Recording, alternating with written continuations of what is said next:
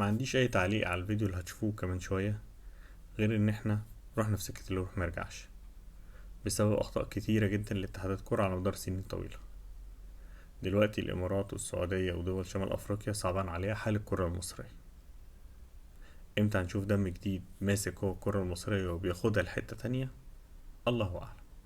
والله يا أخي هذا إساءة طبعا لسمعة الكرة المصرية وتخبطات الكرة المصرية واتحاد الكرة المصري ولجنة الانضباط والإيقافات، وجاء الإيقاف من 4 شهور لم يصدر القرار. أي تخبطات تعاني فيها الكرة المصرية، أي بلاوي زرقاء تعاني فيها الكرة المصرية. بالله عليكم هذا اللي يحصل شيء طبيعي بالنسبة للكرة المصرية بين الأهلي والزمالك؟ أنا ما أتكلم عن فريق الأهلي ولا الزمالك، اللي حاصل بالإيقاف. وين إصدار العقوبات؟ وين القوانين؟ وين اللوائح؟ هذا كله يشوه سمعة الكرة المصرية. انتم فارقين، انتم راجعين عن الاتحادات الثانية، ناس متقدمة وانتم راجعين للخلف.